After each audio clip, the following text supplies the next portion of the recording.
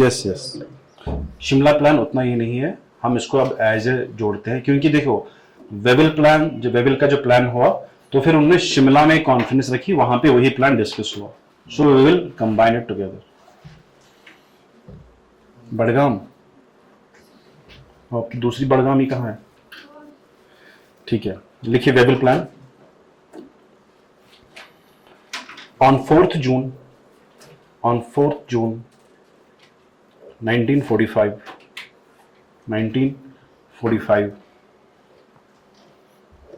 a plan was presented by, a plan was presented by, please, a plan was presented by Lord Wavell, Lord Wavell, Wavell, W-A-V-E-L-L, Wavell, in which he recommended, in which he recommended, in which he recommended, first point, Indian majority, या लिखिए ऐसे, Indian majority नहीं, all executive council members, all executive council members, all executive council members will be Indians, all executive council members will be Indians। पहला point क्या है? All executive members क्या होंगे? Indians होंगे, एक्सेप्ट, एक्सेप्ट ये दो चीजें हैं, इसमें लिखना जरूरी है, except viceroy and commander in chief,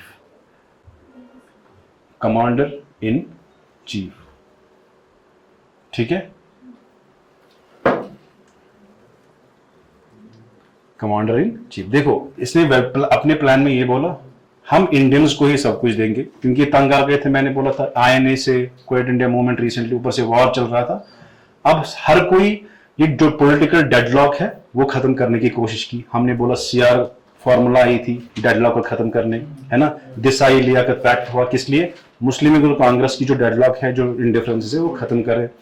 अब एक भाई साहब ये भी आ गए थे, वेविल प्लान इसने दिया था, इसने बोला हम जो भी एग्जीक्यूटिव काउंसिल है, यानी कि जो भी गवर्नर जनरल की जो कमेटी होती है, कैबिनेट होती है, वो सब कौन होंगे? इंडियंस, मगर वाइसरॉय जो खुद होगा वो ब्रिटिशर होगा, और जो कमांडर इन चीफ यानी कि जो आर्मी चीफ होगा वो कौन होगा?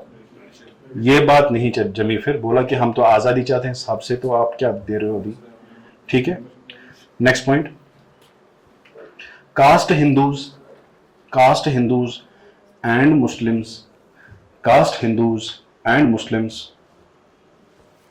caste Hindus and Muslims would have equal representation, would have equal representation।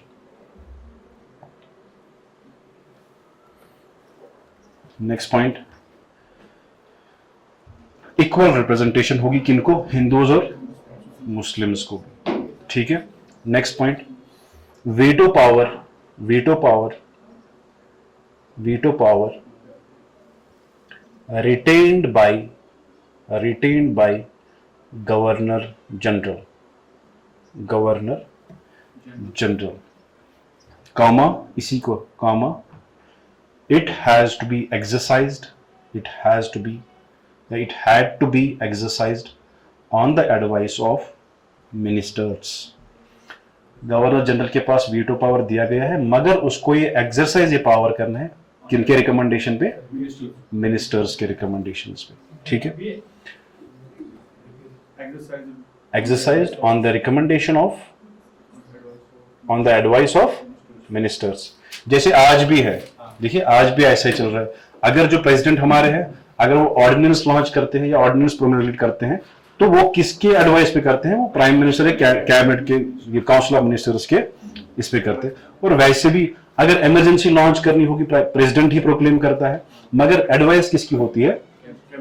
Cabinet, और कैबिनेट या काउंसिल ऑफ मिनिस्टर्स की, कैबिनेट की, काउंसिल ऑफ मिनिस्टर की, कैबिनेट की, ठीक है। तो आर्टिकल 352 में कैबिनेट वर्ड पर्टिकुलरली डिफाइन किया हुआ है, यानी कि लिखा गया है कैबिनेट, ठीक है। क्योंकि इसको मिसयूज किया था, मैंने बोला था कि इमरजेंसी पावर्स को मिसयूज किसने किया था? कल हमने डिस्कस किया था, इंदिरा गांधी ने 1975 से। फिर उसके बाद किसने ये देखा, एक कमेटी बिठाई गई थी, उसका नाम था शाह कमीशन। क्या थी? शाह कमीशन, जिसने उस इमरजेंसी रूल को स्टडी किया, इंटेंसली किया। उसने बोला कि नहीं, इंदिरा गांधी जी ने गलत किया, मिसयूज ऑफ द पावर्स किया था। ठीक है, मिसयूज ना हो तभी ये advice of the council of ministers रखी गई थी। Got it? ताकि प्रेसिडेंट मिसयूज पावर ना करे। ठीक है, वीटो पावर किसके पास दिया गया था? ठीक है,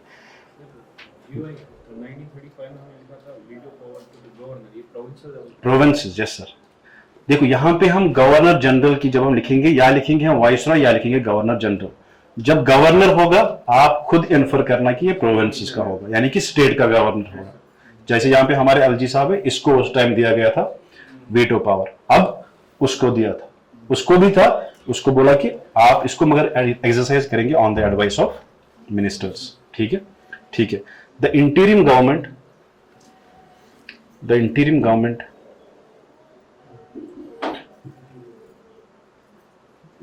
will be organized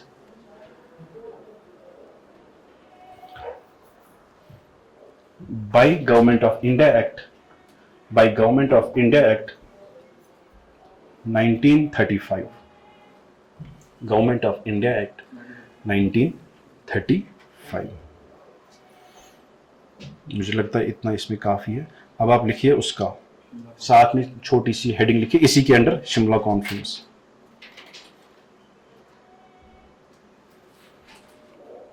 अगर आपको इसमें 3 ये पॉइंट्स याद रखने, काउंसिल में था सारे इंडियन से, सिर्फ किसके बगैर? वाइसरॉय और इसके बगैर। ठीक है, इंटीरियम government under act government of India 1935। वो जो मोस्ट इंपॉर्टेंट है, equal representation of the Muslims and Hindus. ठीक है, ये मेन आप याद रख लीजिए इसमें, इसीलिए आप इसलिए फिर इसके नीचे इसमें Shimla conference. It was organized on 25th June 1945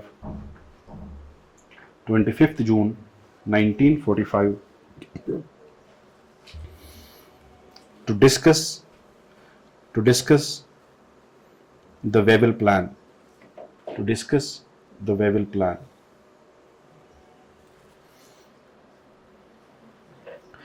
Congress was represented by Wavell plan. Congress was represented by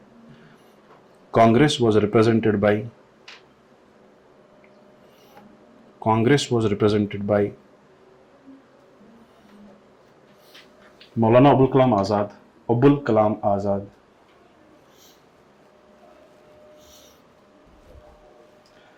and Muslim League was represented by Muhammad Ali Jinnah।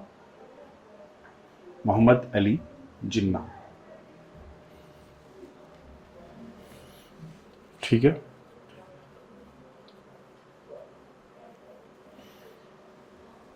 Gandhi ji did not participated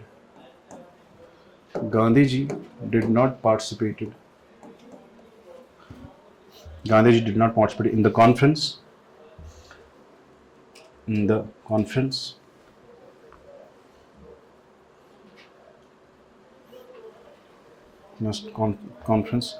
and Wavell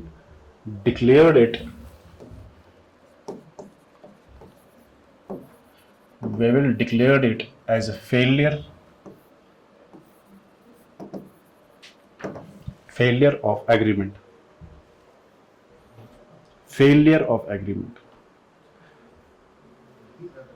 agreement fail हुआ। ठीक है, देखिए यहाँ पे 2 minute, मैं ज़्यादा explain नहीं करूँगा, आज हमें बहुत सारा लिखना है, सो मेक श्योर कि आप जल्दी जल्दी समझने की कोशिश करें। वेवेल ने प्लान बनाया, उस प्लान को डिस्कस करने के लिए वो शिमला आए थे, जो हिमाचल प्रदेश में शिमला है, यहाँ पे कॉन्फ्रेंस हुई, ताकि ये डेडलॉक जो है हिंदू मुस्लिम्स के बीच में, कांग्रेस और मुस्लिम लीग के बीच में, ये हम क्या करें? क्लियर करें। बट गांधी जी नहीं आए, इवन कि गांधी जी शिमला में ही थे, he was present in Shimla, मगर वो कॉन्फ्रेंस में नहीं गए। अब वेवेल ने ये गलती वहां पे की। वेवेल ने क्या गलती की? जो ही ये टॉक्स, गांधी जी नहीं आया, मोहम्मद अली जिन्ना प्रेजेंट थे, वहां पे थोड़ा सा डिसएग्रीमेंट किया तो कॉन्फ्रेंस देते हैं कौन, वैगल, उसने डायरेक्टली क्लियर दिया कि कॉन्फ्रेंस फेल हो गई। डायरेक्टली क्या बोला, कॉन्फ्रेंस फेल। अभी पूरा प्रोसेस खत्म नहीं हुआ था, अभी बातें चल ही रहे थे। लेटर कुछ टाइम के बाद इसने क्या बोला, बातें फेल हो गई थी। अब ये जो फेलियर का मसला है ये मुस्लिम लीग ने पकड़ा और ये बोलते हैं कि यहां से असली में पाकिस्तान बना, असली में सफर, क्योंकि यहां पे वो वैगल कौन थे, वो वाइसरॉय थे उस टाइम के, he has a power to iron out the differences. वहां पे उसने सीधे बोला कि हमारा जो कॉन्फ्रेंस है ये फेल हो गई। मुस्लिम लीग यहां से क्या होगी, पावरफुल बन गई और उन्होंने पाकिस्तान डे ये स्टार्ट किया, या डायरेक्ट एक्शन डे उन्होंने क्या किया। डायरेक्ट एक्शन मतलब अब हमें आराम से नहीं बैठेंगे, अब हम क्या लेंगे, आपसे पाकिस्तान लेंगे। तो डायरेक्ट एक्शन डे लॉन्च हुआ उस पर, इसी फेलियर की वजह से। ठीक है,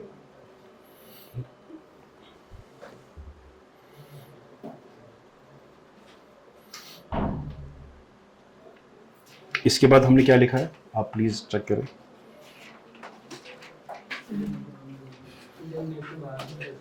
इंडियन नेशनल आर्मी, हमने थोड़ा सा इंडियन नेशनल आर्मी रेजोल्यूशन नहीं, इंडियन नेशनल गवर्नमेंट हमने लिखा है थोड़ा सा, मगर इंडियन नेशनल आर्मी में ही लिखा है वो, आप देखिए।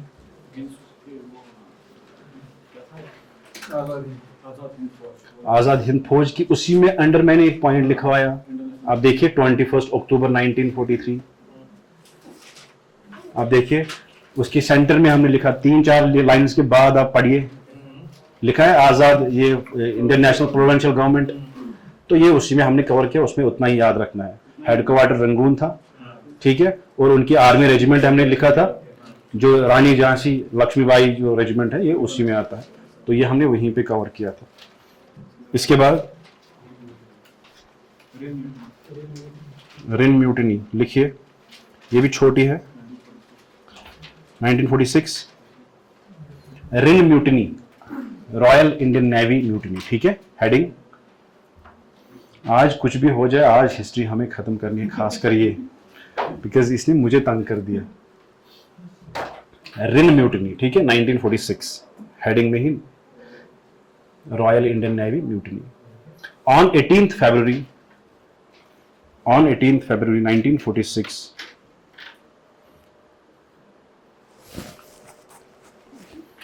the naval force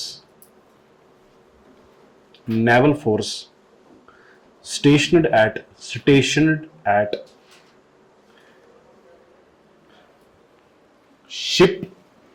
ship HIMS तलवार, इसका नाम था शिप का नाम क्या था, शिप हिम्स तलवार। वहां पे क्या स्टेशन की गई थी, नेवी के फोर्सेस, ठीक है, ये शिप में थे, उन्होंने क्या किया, रिवोल्ट किया, ठीक है, ये वही है, बाकी इसमें कुछ ज्यादा नहीं रखना। इन बॉम्बे, इसी के साथ, शिप के साथ ही, ship HMIS Talwar in Bombay revolted against its own government। देखो, नेवल फोर्स स्टेशन कहां थे, शिप में, कौन सा शिप था, तलवार शिप में, ठीक है, उन्होंने 18 Feb को क्या किया, अपनी ही गवर्नमेंट के खिलाफ रिवोल्ट किया, बगावत की। रीजंस क्या क्या थे वो हम लिखेंगे। The causes of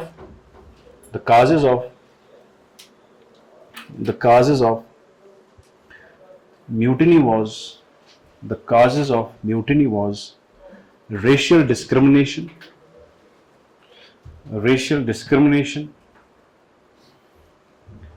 and spoiled food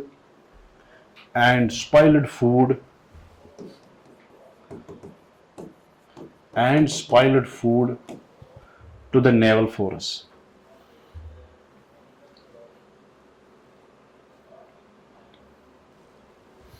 देखिए, स्पॉइल्ड फूड किनको दिया गया था, मैंने बोला उन्होंने असली फूड डाइवर्ट किया था, क्योंकि वर्ल्ड वॉर चल रहा था, उन्होंने वहां पे दिया था, जो बॉम्बे में थे, यहां पे थे, इनको खराब फूड दिया था, स्पॉइल्ड फूड दिया था, और यहां डाइवर्ट हुआ साउथ ईस्ट की तरफ। तो इनको लगा कि ये दिस इज अ डिस्क्रिमिनेटरी, हमें खाना ही नहीं है, कपड़े ही नहीं है, तो they revolted against their own government. ठीक है, ये आ रहा है समझ, उतना उसमें ज्यादा याद रखने की जरूरत नहीं है, जस्ट ये म्यूटिनी हुई थी, शिफ्ट देखो और ये डेट देखो। The massive strike, the massive strike, the massive strike in Bombay, in Bombay on 22nd February, on 22nd February, the massive strike in Bombay on 22nd February 1946, in which large number of people, in which large number of workers participated.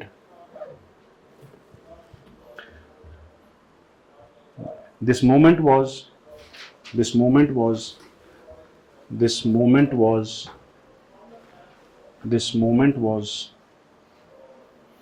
supported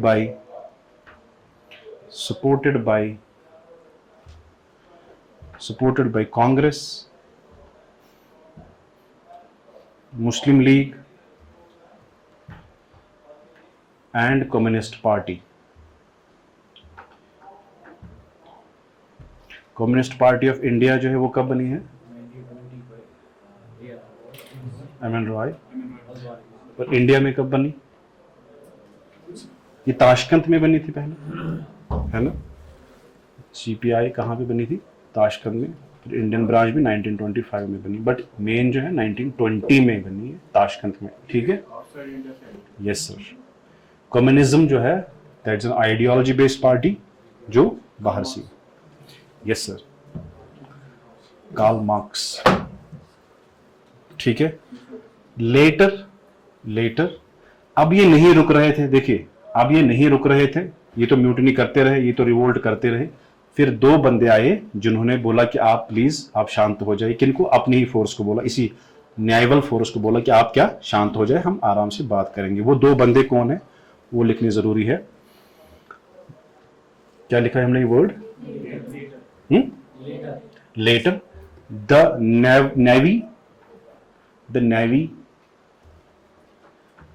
navy या break ये जो slash force surrendered on the advice of. किसने advice किया था उनको? Guess करो। जिन्ना ने। Yes sir, मतलब जिन्ना का अनएक्सपेक्टेड किसी जगह पॉप अप होता है जहां पे वो अनएक्सपेक्टेड होता है कि इसने कि बोला होगा उनको सरेंडर करो। वहां से उसने डायरेक्ट एक्शन लगाया, पाकिस्तान दे दो हमें। यहां से इनको बोला कि आप शांत हो जाओ। ठीक है, जिन्ना एंड वल्लभ भाई पटेल।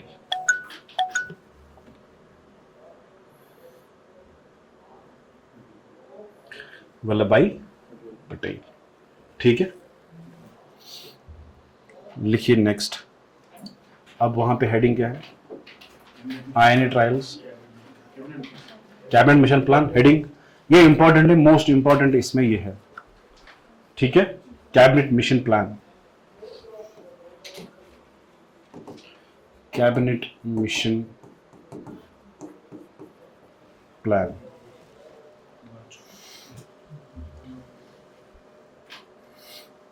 ऑन मार्च, इसका डेट लिखिए 24 मार्च 24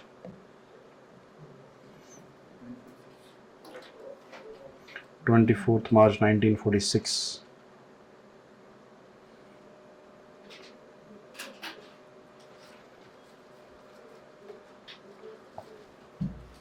The Attlee government, the Attlee, A-T-T-L-E-E, Attlee government sent a high-powered mission to negotiate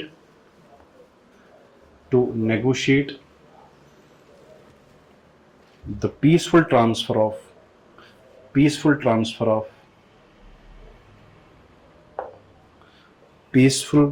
of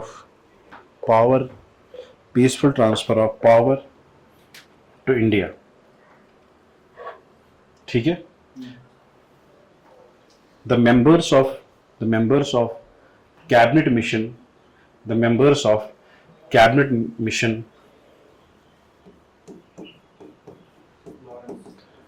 Pethick Lawrence, Pethick Lawrence जो उस टाइम के सेक्रेटरी ऑफ स्टेट थे, secretary of state for India, Pethick Lawrence, PETHIC, Pethick Lawrence. Stafford Cripps, Stafford, STFFORD, Stafford Cripps, ये वही बंदा है जिसने Cripps mission, है ना, ये वही है, क्योंकि उसको बोला था कि आपको एक्सपीरियंस है वहां के, जो आपके नुआंसेस हैं आपने उसको अंडरस्टैंड किया, you have already been there, आप इस मिशन के साथ जाइए। He was the president of, bracket में लिखिए, president of board of trade, president of board of trade. तीसरे आप लिखिए AV Alexander,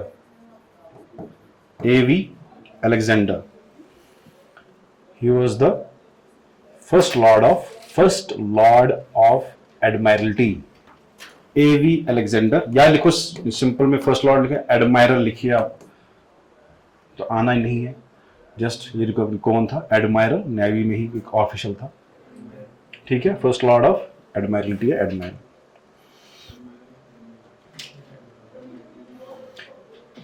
एडमायरल है ना, एडमायरल हम नेवल फोर्स का जो ये हेड होता है, जैसे आर्मी को होता है चीफ ऑफ आर्मी स्टाफ, वैसे इसको एडमिरल होता है।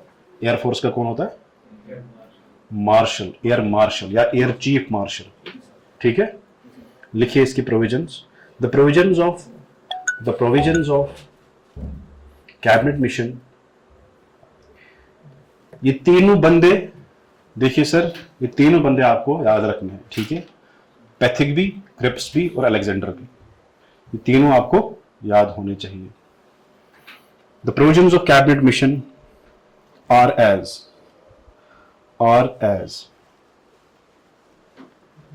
फर्स्ट, अभी तक पाकिस्तान क्या डिमांड, ये मुस्लिम लीग क्या डिमांड कर रहा था, पाकिस्तान। जब कैबिनेट मिशन ये तीन बंदे आए, पहले उन्होंने ये डिक्लेयर किया कि हम पाकिस्तान बनने को रिजेक्ट करते हैं। Demand of Pakistan, first point, demand of Pakistan was rejected. Demand of Pakistan was rejected.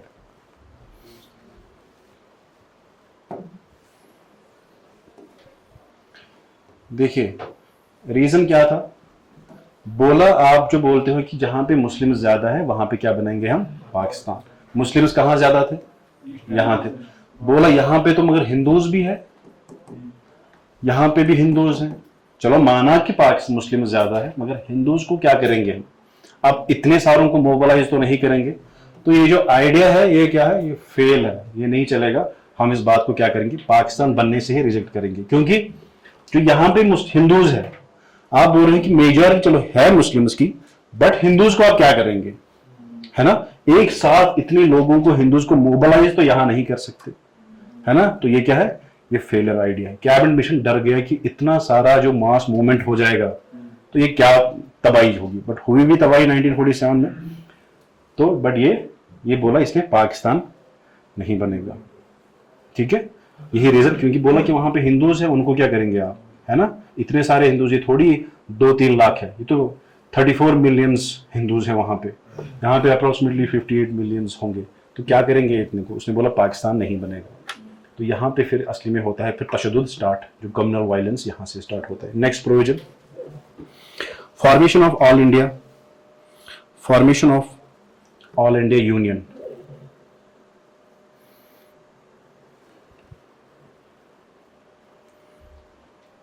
Formation of all India union. Next point, grouping of states,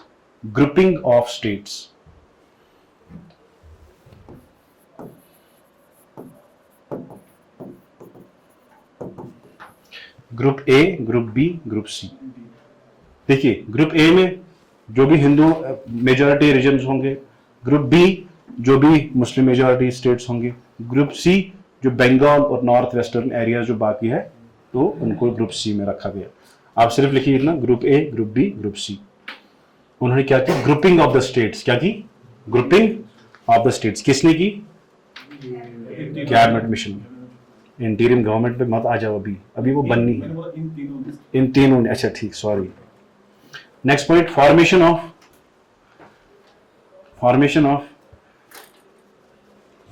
of constituent assembly.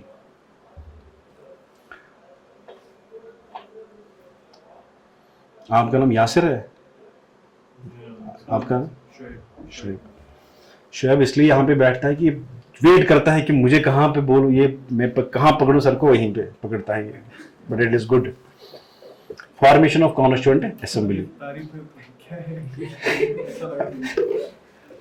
नहीं, मैं कभी बेइज्जती नहीं करता हूँ किसी को। नहीं, सच में मैं हमेशा अगर कुछ बोलूंगा तो यार मैं देखो, अगर मैं जोर से कुछ बोलूंगा आप समझ लेना एज ए हमदर्दी में बोल रहा हूँ, जस्ट एज ए हमदर्द। दूसरा, मैं हमेशा तारीफ करता हूँ, ठीक है? दो ही चीजें मैं कर सकता हूँ, there is no any third way. मैं सच में अगर मैं किसी को जोर से बोलूंगा, इट्स ओनली हमदर्दी से, क्योंकि I know student life, I know the struggles. बहुत सारे लोग बहुत दूर से आए हैं, ठीक है? ज़रूरी नहीं है कि हर किसी की सिमिलर फाइनेंशियल कंडीशन होगी। काफ़ी फैमिलीज हार्डशिप के थ्रू से भी आती हैं, है ना? तो आई रेस्पेक्ट एवरी चाइल्ड। और इज्जत फर्स्ट प्रिंसिपल होना चाहिए आपका। चाहे आपके साथ मैं एज ए रेस्पेक्ट ये बोलूँगा, मैं आप एज ए भाई ले ले, एज ए मेंटर ले ले। हमेशा जिसके साथ जितना भी आप ये करें, डिसएग्रीमेंट हो किसी के साथ भी, आप एक प्रिंसिपल नहीं बोलेंगे, वो है, आधे रिलीजियस स्कॉलर्स बोलते हैं, इंसान की इज्जत ज्यादा जरूरी है या खाने काबा जरूरी है? आप देख रहे हो, इज्जत जरूरी है या खाने काबा जरूरी है? मतलब इंपॉर्टेंस में कौन बड़ा है, कौन होना चाहिए? इस्लाम में खाने काबा, respect of the person is more important. और आप क्या करते हो फिर? हम इसको भूल जाते हैं। रेस्पेक्ट, आपको कितनी भी दुश्मनी हो किसी के से, आप कभी इस दायरे से नहीं जाएंगी। महेंद्र सिंह धोनी की मुझे एक बात याद आती है। ही सेड कि उसको बोला किसने कि आप क्यों इतना लवेबल हो, है ना? He is liked by everyone, है ना? बोला कि जो रेस्पेक्ट में सीईओ को देता हूं, जब मैं किसी कंपनी की सीईओ से मिलने जाता हूं, मैं वही उसी रेस्पेक्ट से, जो वहां का जो गेट कीपर होगा जिसने गेट खोला, मैं उसी रेस्पेक्ट से उससे भी पेश आता हूं। सो डोंट फॉरगेट कि आपको कोई कितना भी जलील करे, आपको कोई कितना भी बुरा भला, या आपको कोई कितना भी बुरा लगे, फर्स्ट प्लेस पे आते होते हैं ना कि अच्छा नहीं लगता, पता नहीं क्यों, बट नहीं है, वाइब नहीं आती है वो। But you should not forget कि respect should be your first principal.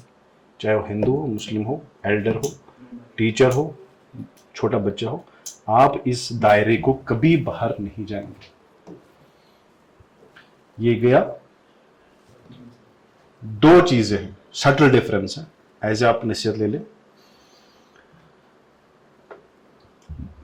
एक होती है नॉटीनेस, है ना? कोई नॉटी होता है, वो हेल्दी मजाक करता है, और आपको नहीं पता चलेगा कि ये नॉटीनेस कब बदतमीजी में चला जाता है ना? बेवकूफ होता है जो बदतमीज होता है। एक होता है हेल्दी, करेगा कोई मजाक, है ना? वो अलग है। आप कब बेवकूफ बन जाएंगे, बदतमीज बन जाएंगे, दैट इज नॉट एक्सेप्टेबल। छोटी मोटी आप हंसी मजाक करेंगे, वो हेल्दी लगेगी, अच्छा लगेगा कि हाँ चलो ये मजाक था, बट वो कन्वर्ट कब जाओगे आप उसमें, उस दायरे में, कब ये जो मजाक, नॉटीनेस आपकी कब कन्वर्ट हो जाएगी बदतमीजी में? ये आपको, ये लेवल, जो ये थिन लाइन है, ये आपको पता होनी चाहिए, ठीक है? सटल डिफरेंस है नॉटीनेस और बदतमीजी में। नॉटीनेस को क्या बोल सकते हैं उर्दू में, क्वेश्चन वर्ड? शरारत। एग्जैक्टली, शरारत में और बदतमीजी में यही फर्क है। शरारत जब थोड़ी सी हद से बढ़ेगी, इररेस्पेक्टफुल हो जाएगी, वो क्या बन जाती है? बदतमीजी। मेक श्योर कि आप कभी ये लाइन पास नहीं करें। ये करें ओके, बट ये आप ध्यान रखें, ठीक है? लिखिए, formation of constituent assembly. Formation of constituent assembly. अब ये कॉन्स्टिट्यूएंट असेंबली क्या करेगी? ये फिर से ये आपके लिए कॉन्स्टिट्यूशन लिखेगी, ठीक है? ये आपके लिए कॉन्स्टिट्यूशन लिखेंगी, वही था ये। Next point, formation of इंटीरियम government. interim government, interim, interim government. Next point, complete provincial autonomy, complete provincial autonomy.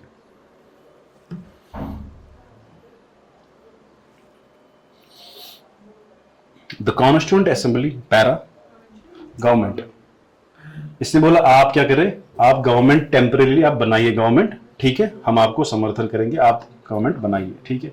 और जो उन्होंने बोला था ये कॉन्स्टिट्यूएंट असेंबली ये क्या करेगी, कॉन्स्टिट्यूशन बनाएगी। देखिए इसमें कितने मेंबर्स होंगे, लिखिए, in the constituent assembly there will be, very good, 389, there will be 389 members,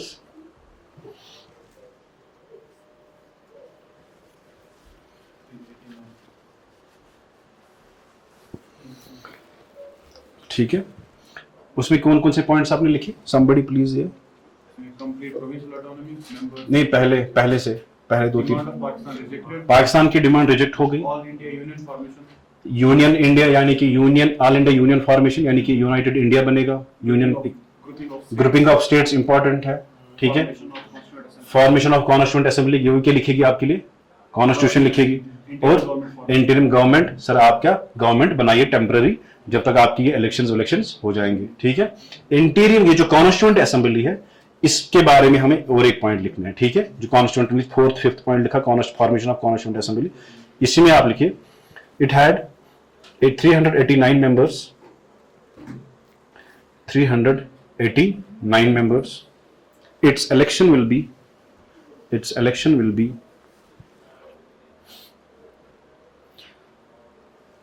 on the basis of adult franchise and indirect elections by members of provincial legislature, members of provincial legislature, ठीक है। Provincial legislature यानी कि जो state के legislatures हैं वहां से ये क्या हो जाएंगे, आप पीछे रह गए, कहां से, जरा इसको बोलो, आपकी आवाज नहीं आ रही है।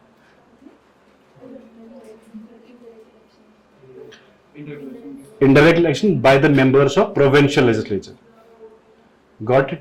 अब ये देखो, अब इसके बाद क्या हुआ, इतने रिकमेंडेशंस आई, कांग्रेस ने बोला कि नहीं ये जो ग्रुपिंग वुपिंग है, अगर आपने ग्रुपिंग की ये तो आप पाकिस्तान मान रहे हो, है ना। देखो पाकिस्तान आपको नहीं लग रहा कल से आहिस्ता आहिस्ता बढ़ रहा है, थोड़ा सा, है ना, स्ट्रांग हो रहा है। वेबल कॉन्फ्रेंस, ये जो शिमला कॉन्फ्रेंस वो फेल हो गई, है ना। तो इसमें क्या हो गया, जब इसने ये रिकमेंडेशन दी, यहां पे बोला कांग्रेस ने, सर नहीं पूरा तो हम नहीं मानेंगे, हम आधा मानेंगे, हम एक ग्रुपिंग वाला स्टेट नहीं मानेंगे। ग्रुपिंग जब हो रही है तो इसका मतलब है कि आप पाकिस्तान बना रहे हैं, हम क्या एक्सेप्ट करेंगे, ये इंटीरियम गवर्नमेंट जो आप बोल रहे हो हम इतना एक्सेप्ट करेंगे, और ये कॉन्स्टिट्यूएंट असेंबली है वो भी हम एक्सेप्ट, मगर ग्रुपिंग वुपिंग का नहीं मानेंगे हम। इसका मतलब है कि Congress partly accepted it and partly rejected it. ये पॉइंट आप लिख लीजिए, Congress partly accepted it and partly rejected it.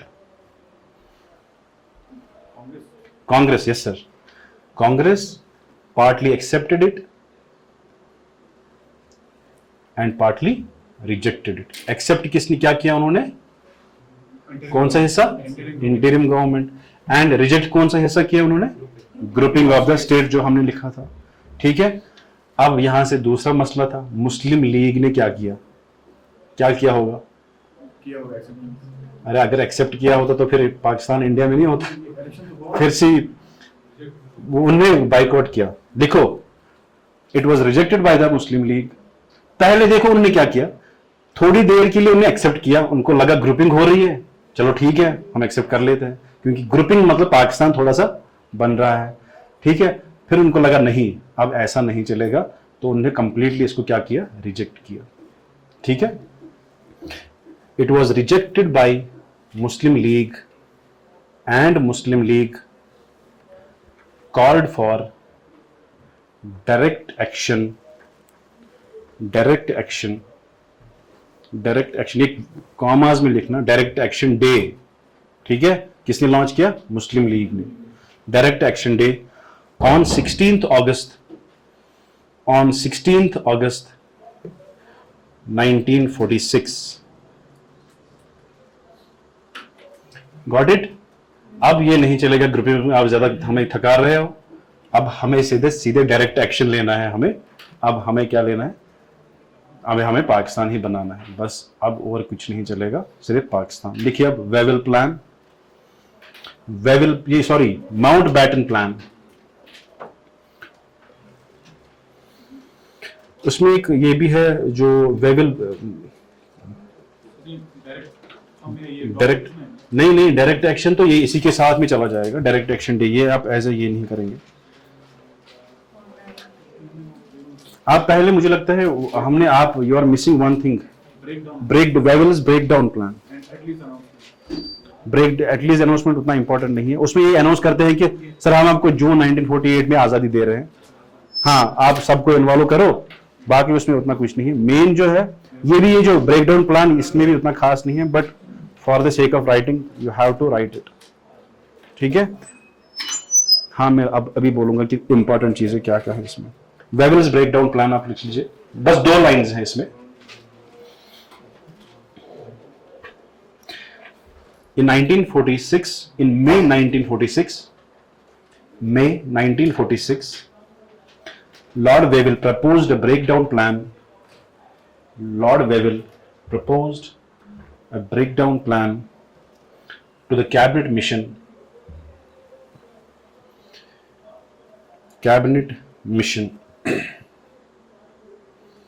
The key aspects. Lord Wavell proposed the breakdown plan to the cabinet mission, on which he included first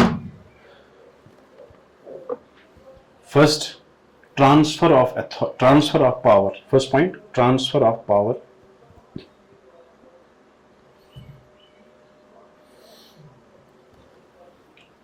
to the Congress. Transfer of power to the Congress, which would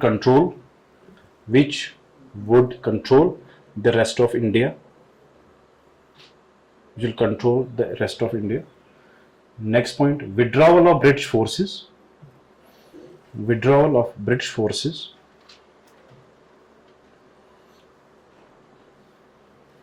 From Muslim provinces in northwest and northeast India.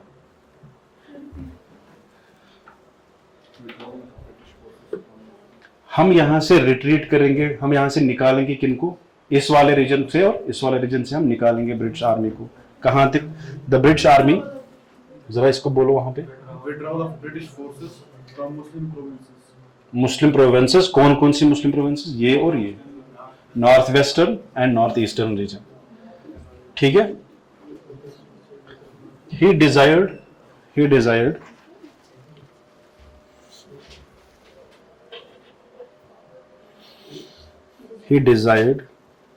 create a division similar to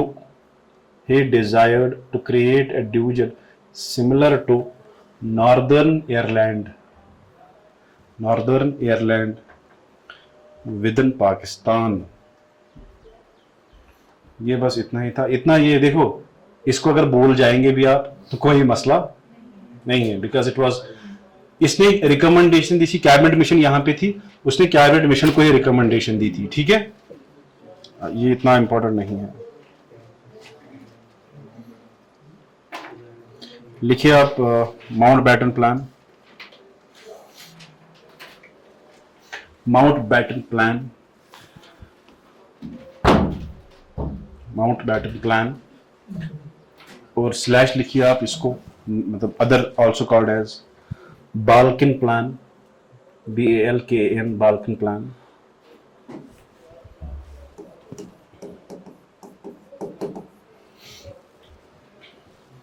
also known as Dickey Bird plan।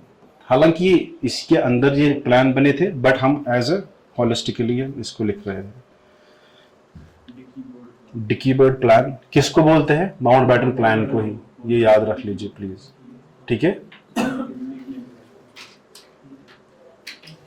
in which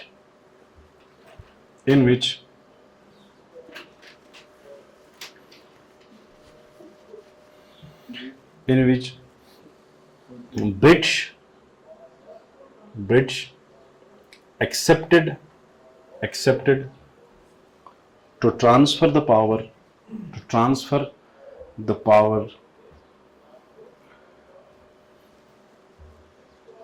to Indians,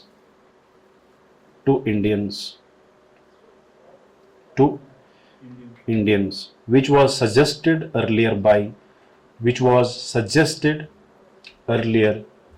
by Lord Attlee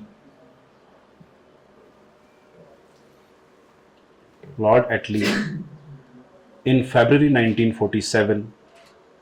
It was suggested by Lord Attlee in February 1947, on which he announced the transfer date June 1948, यानी कि लगभग एक साल से ज्यादा, है ना, एक साल से ज्यादा इसने बोला था कि 1940 हम आपको जून 1948 में देंगे। बोलो सर आप तो ज्यादा दूर चले गए, अभी तो 1.5 साल है, अब हम उतना टाइम वेट नहीं कर सकते, आप क्या करें 47 में ही करें, ठीक है। The provisions of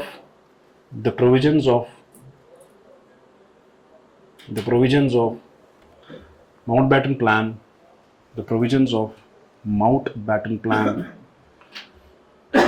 are as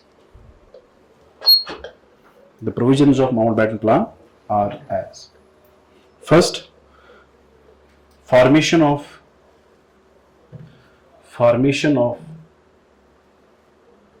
two dominions,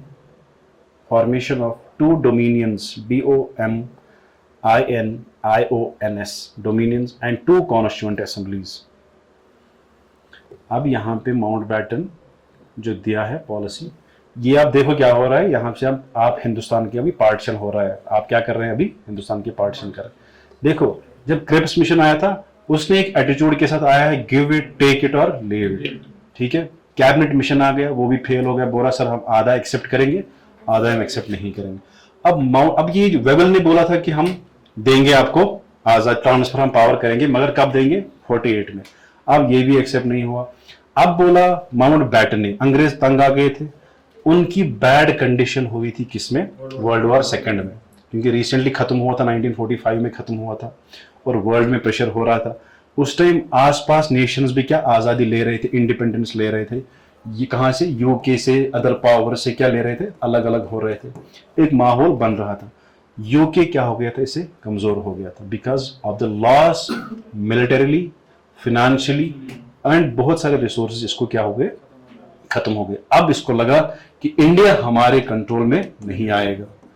अब उन्होंने भेजा, सर उनको भेजा गया था माउंटबैटन को, वेवेल को बोला आपसे भाई नहीं हो पाएगा, आप आ जाओ वापस। जो अभी इसने ये दिया था ब्रेकडाउन प्लान, वो चला नहीं वेवेल। अब बोला भाई आप वापस आ जाओ, हम भेजेंगे यहां से माउंटबैटन को। भेजते हैं कौन, माउंटबैटन को भेजते हैं इंडिया, ठीक है। इसको बोलते हैं भाई जो भी आपको करना है, जो ठीक लगे आप वहीं पे करना। अब हमने डिसाइड किया हम क्या करेंगे, इसको ट्रांसफर ऑफ पावर, हम देंगे इंडिया को आजादी। इसीलिए ये बनाते हैं क्या, ये बनाते हैं टू डोमिनियंस। ये डोमिनियंस में क्यों बोल रहा हूं मैं बताऊंगा क्यों। और बनाएंगे टू कॉन्स्टिट्यूएंट असेंबलीज। अब बनेगा एक इसके लिए, एक बनेगा इसके लिए कॉन्स्टिट्यूएंट, एक ये जो एक कॉन्स्टिट्यूएंट असेंबली इनके लिए, एक कॉन्स्टिट्यूएंट इंडिया के लिए। एक ये इसको भी बोलेंगे डोमिनियन, इसको भी बोलेंगे डोमिनियन। डोमिनियन मतलब कि अभी फुल इंडिपेंडेंट कंट्री स्टेट नहीं बनी है, आप डोमिनियन रहेंगे तब तक जब तक आप फुल अपनी कॉन्स्टिट्यूशन नहीं बनाएंगे, तब तक आप क्या रहेंगे, ब्रिटिश के अंडर ही रहेंगे। सारा गवर्नमेंट आप चलाएंगे, बट गाइड कौन करेंगे? हम करेंगे, ठीक है।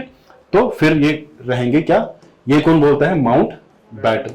दो डोमिनियंस मतलब दो कॉन्स्टिट्यूशन, मतलब एक पाकिस्तान बन रहा है और एक क्या बन रहा है? इंडिया, ठीक है। क्योंकि इसको फ्लेक्सिबिलिटी दी गई थी, आप थोड़ा सा ऊपर नीचे करके उनको राजी करो, इनको राजी करो, आप ये करो, बट हमें फाइनल करो कि इससे हमें क्या छुड़वाओ इस मेस से। अब ये जो माउंट बैटन था, इसको इंडिया के साथ ज्यादा सिंपैथी थी। क्या थी? सिंपैथी। इसका ये मोटिव था कि मैक्सिमम एरिया में हिंदुस्तान के लिए रखूं। किसके लिए रखूं? हिंदुस्तान के लिए रखूं, ठीक है। किन के लिए रखूं? इनके लिए। और इनका जो एरिया होगा वो कम होना चाहिए और इनका होना चाहिए ज्यादा। ये किसका दिमाग में था? माउंट बैटन के दिमाग में था। तो इसने फ्लेक्सिबल होके उसने बोला हम ये भी मानेंगे, वो मानो, ये मानेंगे, तो हम चलो ये करते हैं। तो इसने इसी टाइम क्या ऑर्डर दिया? Formation of two dominions and, यानी कि दो नेशंस बन रहे हैं और दो कॉन्स्टिट्यूशंस बन रहे हैं। नेक्स्ट प्रोविजन आप लिख लीजिए। Formation of boundary council, boundary committee जिसको बोलते हैं हम,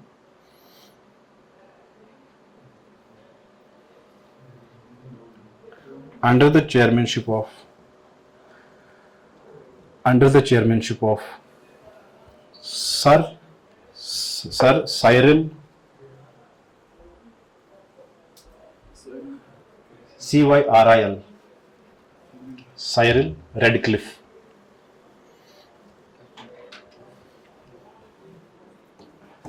जिसको हम बोलते हैं रेडक्लिफ कमीशन भी, है ना। अब इसका जो स्ट्रैटेजी थी रेडक्लिफ कमीशन इन जुलाई, ये कब हुई थी? इन जुलाई 1947। फॉर्मेशन ऑफ क्या? Boundary commission. हेड किसने किया था इसको? Sir Cyril. किस डेट पे अपॉइंट हुई थी? जुलाई 1947। नेक्स्ट पॉइंट, दिस पॉइंट नहीं, इसी को लिखो आप, क्योंकि हम लिखेंगे बाद में, मैं समझाऊंगा आपको। This commission demarcated the boundaries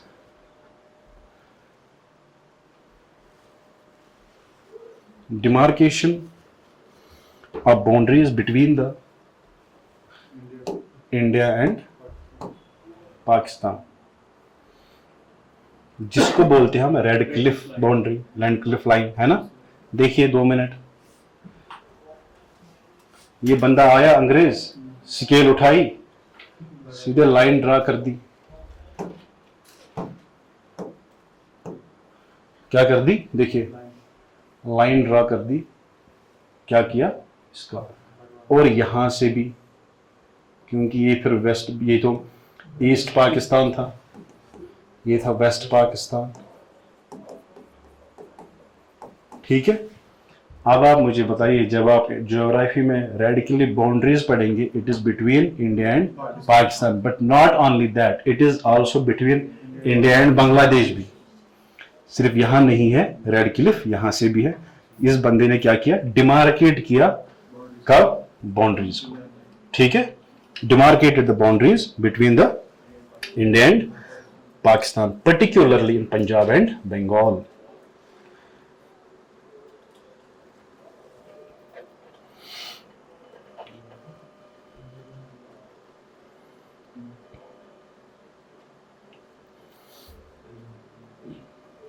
अब देखिए इसका स्ट्रैटेजिक मूव, हमारा जो कॉन्फ्लिक्ट का रीजन है, इन्होंने अब क्या खुद को कैसे बचाया, ये आपको सुनने की बात है।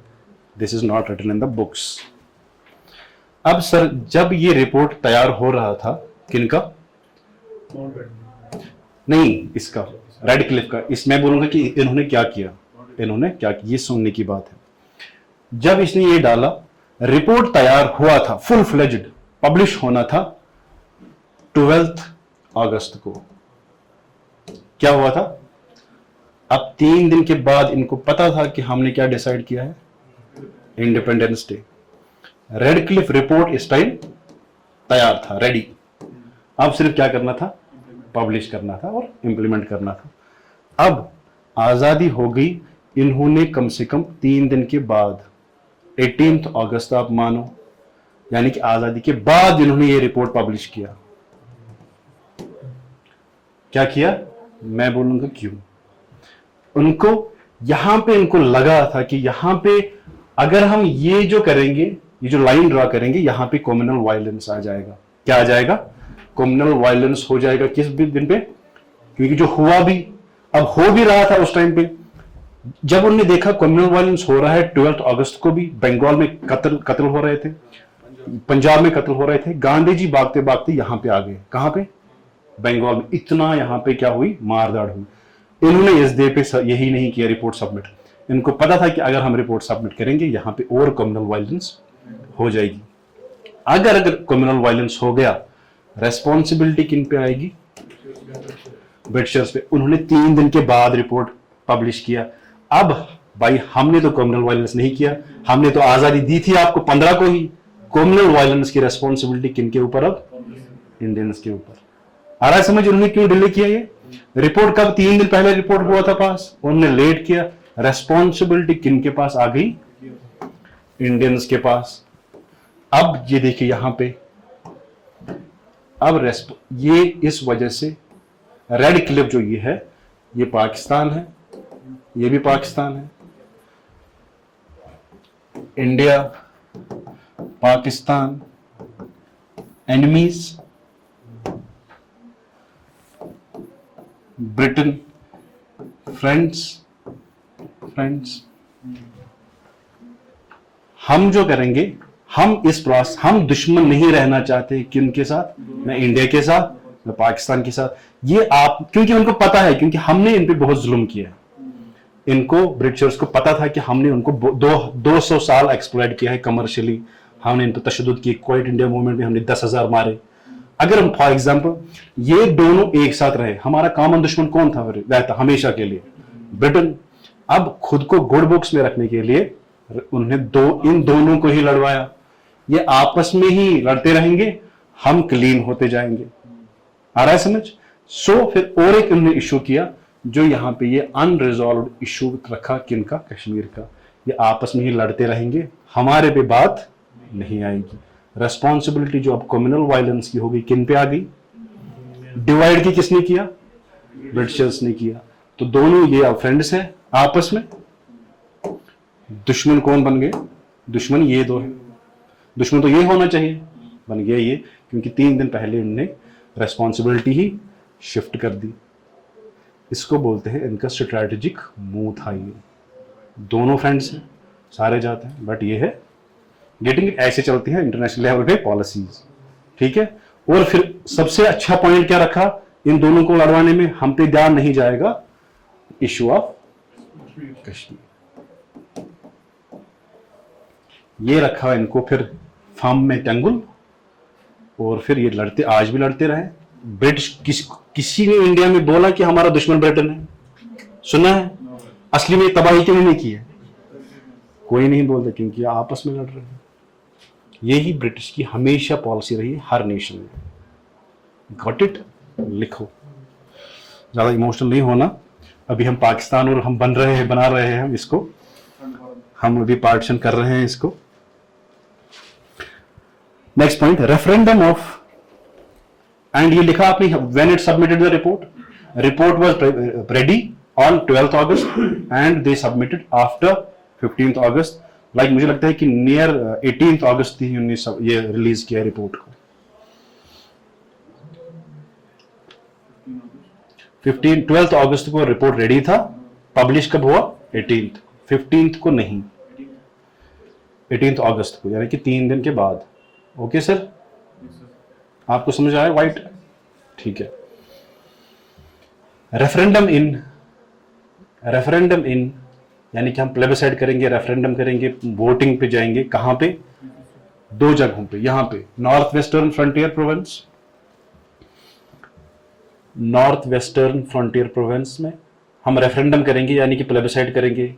जो बहुत टाइम कश्मीर का भी कॉल था कि यहां पे रेफरेंडम करें, आप प्लेबिसाइड करें, वो नहीं हो रहा है। Referendum, REFERENDUM, referendum in North Western Frontier province.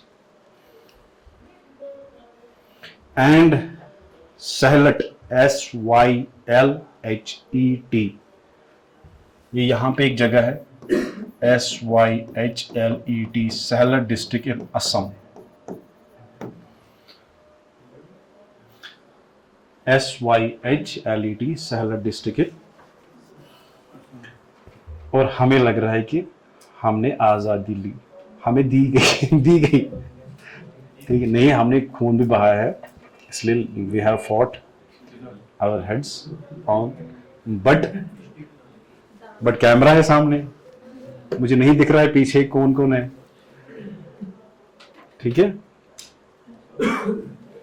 But काफी खून बहाया हिंदू, मुस्लिम, सिख्स ने। और यहाँ पे जब इसकी स्टोरीज पढ़ेंगे ना आप किसी और बुक से सेपरेटली इंडिपेंडेंट, तो ये बहुत ब्रूटल हालात हुए थे। गांधी ने उस टाइम भी फास्ट रखा, क्या रखा, मैं सुनाऊंगा आपको, ठीक है, गांधी ने क्या रखा, फास्ट रखा इस डे पे। कहाँ चले गए थे वो, बंगाल चले गए। Next point, meeting of provincial assembly, meeting of provincial assembly, provincial assembly in Bengal and Punjab,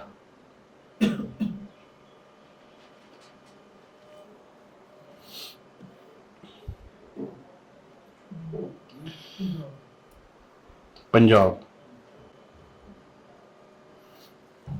ठीक है। at the end East Bengal and West Punjab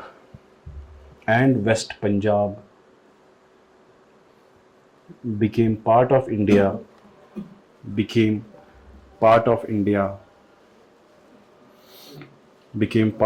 while West Pakistan became part of Pakistan and West Bengal became part of India. ये west Punjab, ये east Punjab became part of India, west Punjab became part of Pakistan. अब यहां पे आइए, west Bengal became part of India, east Pakistan became part of, east Bengal became part of Pakistan. हमने लिखा east Bengal and west Punjab part of India, इसको लिखना है पार्ट ऑफ पाकिस्तान। मैंने बोला, मैं यहाँ पे वापस इसको रिव्यू करूंगा अभी। देखिए सर, ये तो कॉमन सेंस है, चलो मैंने गलत बोला, मैं एक्सेप्ट करता हूं अगर मैंने बोला, सॉरी। देखिए ये ये पंजाब एक ही था, अब इसको दो हिस्से करो, ये वेस्ट साइड है, वेस्ट पंजाब पाकिस्तान में चला गया, ये ईस्ट पंजाब जो आज का हिंदुस्तान में पंजाब है, ये क्या था, ये ईस्ट पंजाब था, ठीक है। अब यहां इस साइड आ जाइए, वेस्ट बंगाल, इस साइड वेस्ट बंगाल है, ये इंडिया में चला गया, और ईस्ट बंगाल पाकिस्तान में चला गया, ठीक है। while as West Bengal and East Punjab became Pakistan, and on 14th August 1947,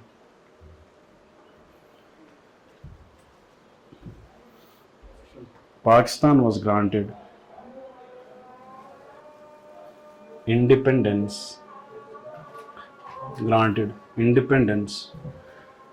while India was granted on 15th August 1947.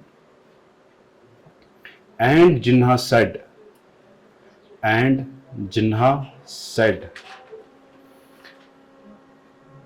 I and my typewriter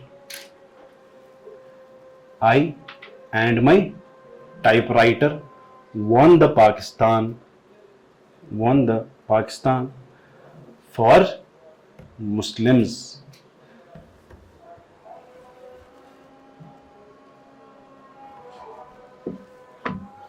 यहां पे क्या बनाया हमने, पाकिस्तान और इंडिया। पहले पाकिस्तान बना, फिर इंडिया बना।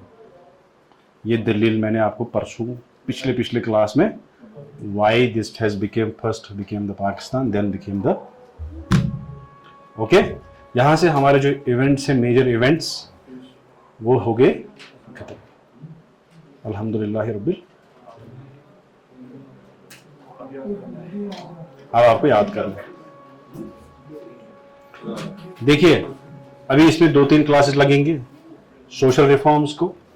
अभी आपको अभी तो 1 घंटा है आपको, अभी 1 घंटा है आपको सोशल रिफॉर्म्स पढ़ने हैं, एजुकेशन, प्रेस में ही न्यूज़पेपर्स आएंगे, पीजेंट, ट्राइबल मूवमेंट्स, और वो कुछ अगर पर्सनालिटीज देखेंगे तो वो भी देखेंगे जल्दी में, और ये जो स्लोगन्स है वो भी देखते हैं, ठीक है। और जो मैं इस पर क्वेश्चंस डालता हूँ, जो ग्रुप था हमने उस पर किसने सॉल्व किया था, किसी का रिस्पॉन्स टेलीग्राम पे देखे थे, रिस्पॉन्ड किया था?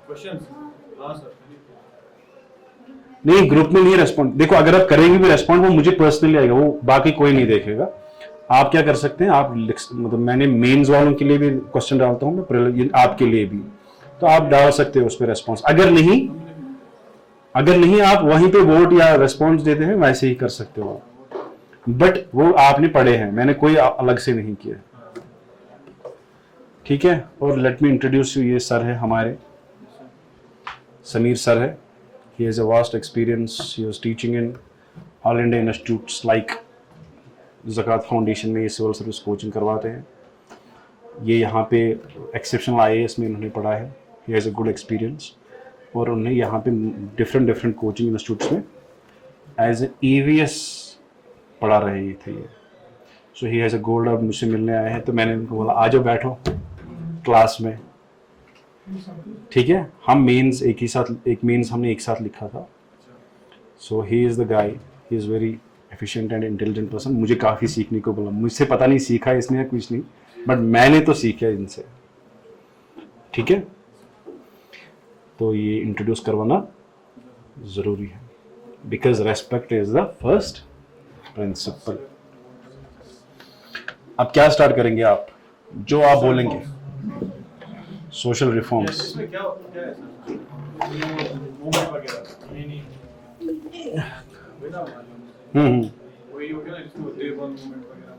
यस सर, थोड़ा सा इंट्रोडक्शन हम लेंगे। अभी पाकिस्तान बना, आप पाकिस्तान बना, हिंदुस्तान बना, आपको खुशी नहीं मिली, मुबारक नहीं किया आपने, हैं?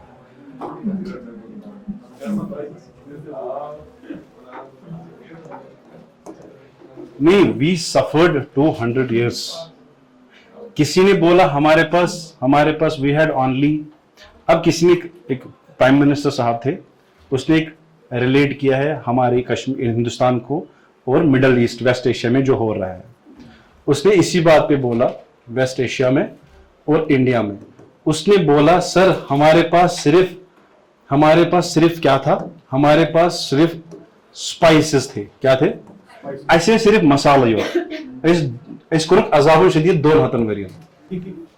हमारे पास क्या था, स्पाइसेस के लिए, स्पाइसेस ट्रेड के लिए आए थे ये, हमारे पास क्या था, स्पाइसेस थे। उन्होंने 200 साल हमें क्या किया, हमें इतना मारा पीटा 200 साल। अरब मुल्कों के पास तेल है, अब खुद सोचो कि उनको क्या करेंगे। ये जो इशू है, अरब मुल्क इशू जो है, इसलिए खत्म नहीं हो रहा। तो हम बोला हमारे पास छोटे मोटे मसाले थे, हमें उन्होंने 200 साल पकड़े, अब इनके पास वो तेल ही है, तो ये कहां तक चलेगा, तो ये तो खुदा ही जानता है। अब नेक्स्ट सेंटर जो बन रहा है, वर्ल्ड का जो इशू बन रहा है नेक्स्ट आप ईयर्स में देखेंगे, नहीं, ये एनालिसिस के हिसाब से नेक्स्ट सेंटर बनेगा, अभी यहाँ पे है, अभी यहाँ पे चल रहा है ये अरब वर्ल्ड में, वेस्ट एशिया में, अभी ये शिफ्ट हो जाएगा सेंट्रल एशिया में। Central Asia will be the next epicentre of the, ये जो अभी जो कियोस चल रहा है। सो जियोपॉलिटिक्स का जो फोकस होगा यहाँ पे होगा। अभी बोल रहे हैं कि जो इंटरनेशनल रिलेशन में हम क्या पढ़ रहे हैं, ये इट वाज जस्ट एक्स्ट्रा, ताकि आप थोड़ा सा आज़ादी का खुशी मनाते हुए हम इसको ये करेंगे। अभी ईरान को बोलते हैं सेंटर ऑफ द ग्रेविटी, क्या बोलते हैं, सेंटर ऑफ द ग्रेविटी, यानी कि सेंटर ऑफ द अर्थ किसको बोलते हैं?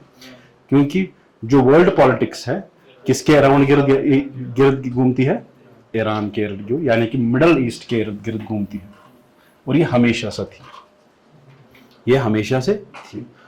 अब ये शिफ्ट हो जाएगा आहिस्ता आहिस्ता, क्योंकि देखो जैसे यहां पे पावर जनरेट हुआ था वैसे अब यहां पे हो रहा है, क्योंकि यहां पे भी क्या हो रहे, जो रेयर अर्थ है, रेयर अर्थ मिनरल रिसोर्स आपने देखा, लिथियम वीथियम सारे सेंट्रल एशिया से, सदर्न रशिया से यहाँ पे आ रहे हैं। और यहाँ पे ऑलरेडी बहुत सारे पावर्स ने अपनी इंडस्ट्रीज बनाए हैं। कंट्रैक्ट्स उज्बेकिस्तान, ताजिकिस्तान, किर्गिस्तान, है ना, तुर्कमेनिस्तान, इनसे उन्होंने कंट्रैक्ट लिया है और ये लोग उनको एक्सप्लॉइट भी करते हैं, इन नेशंस को क्या करते हैं? मिसयूज भी करते हैं। जैसे फ्रांस ऑलरेडी है वहां पे, यूके भी चला गया है, यूएस भी चला गया है, वो ऑलरेडी यहाँ पे, चाइना भी चला गया है, रशिया भी चला गया है। जहां पे ये सारे मिलते हैं वहां पे होती है दंगल, ठीक है?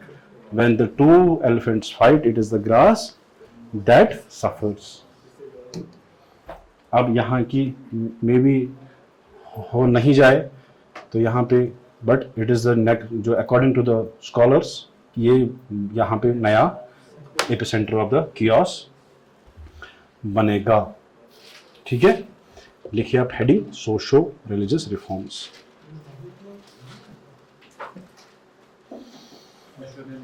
सर आज 2 घंटे क्लास है।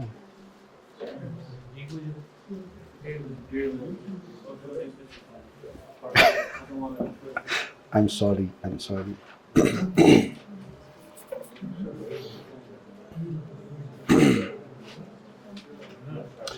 ये हम दो थे, वी यूज्ड टू स्टडी, हम आईसीपी में थे। आईसीपी जानते हैं? आईसीपी राजबाग में, जिसको यहाँ पे जो सिविल सर्विस के लिए माना जाता है, जिसपे वो, हाँ वहीं पे थे। We used to stay till 4 o'clock morning. हम यही डिस्कस करते होते थे, ये जियोपॉलिटिक्स और नहीं इथिक्स भी, हम जो भी, क्योंकि मेंस था तो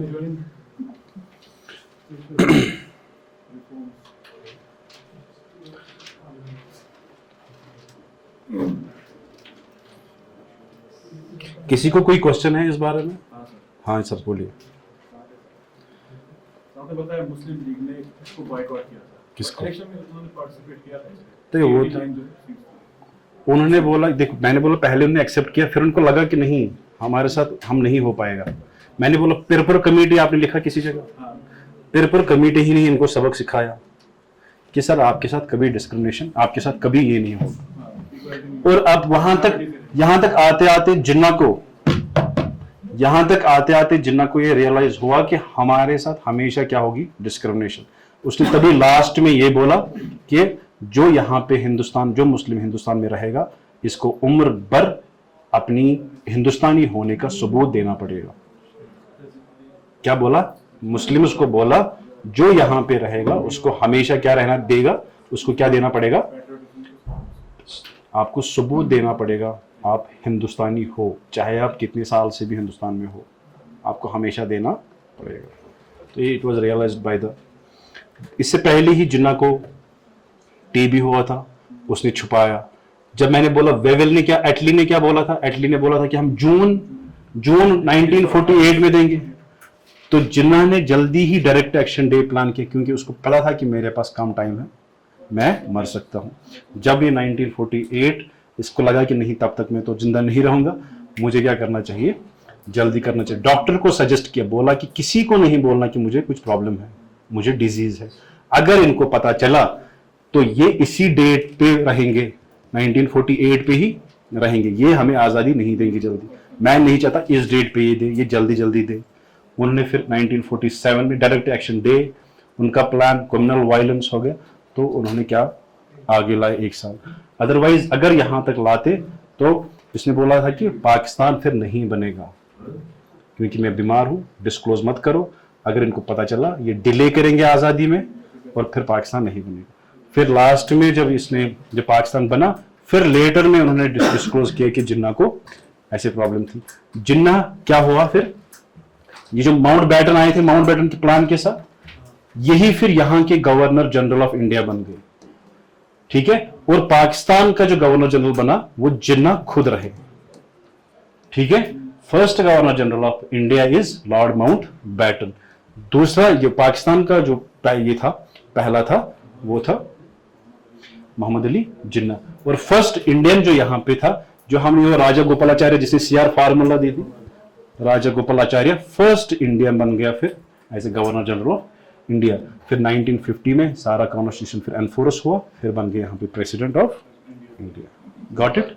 यहाँ पे कॉन्स्टिट्यूशन बन गया, फिर प्राइम मिनिस्टर, उसकी कैबिनेट बन गई। मगर पहला यहाँ पे इंडिया का पहला गवर्नर जनरल कौन बना? इंडियन नहीं, फर्स्ट, क्योंकि यही प्लान के साथ आया था, प्लान के साथ आके, क्योंकि इसको ज्यादा पावर्स दी गई थी, इसको ज्यादा पावर्स दी गई थी। किसमें? ब्रिटिशर्स ने इसको ज्यादा पावर्स दी थी, ठीक है। इसी ने फिर जो यहाँ पे इंस्ट्रूमेंट ऑफ एक्सेशन जो कश्मीर वालों के साथ इसको हुआ, इसी ने साइन किया था, माउंट बैटन ने, ठीक है, इसी ने करवाया था। इसी को महाराजा हरि सिंह ने बोला था कि सर प्लीज मुझे हेल्प करो, मुझे आर्मी भेजो यहाँ पे 1947 में, जब 24 अक्टूबर ट्राइबल इन्वेजन हुआ था। तो महाराजा हरि सिंह ने किसको बोला था? माउंट बैटन को, यानी कि इंडियंस को क्या किया? रिक्वेस्ट की। अब माउंट बैटन ने वहां से रेस्पॉन्स दिया, सर मैं तो आपको भेजूंगा बट आप तो हमारे पार्टी नहीं है, आप तो कैबिनेट मिशन की ग्रुपिंग जो डिमांड कर रहे थे, ग्रुपिंग आपका तो अलग ग्रुप है। प्रिंस ने स्टेट्स को बोला था कि आप हमारे साथ आ जाओ। देखो यहां पे क्या हुआ, 12 अगस्त और 15 अगस्त में फिर से आ जाओ 1947। 12 अगस्त में इंडिया ने जो जम्मू कश्मीर ने क्या किया? स्टैंड स्टिल एग्रीमेंट किया। क्या किया? Stand still.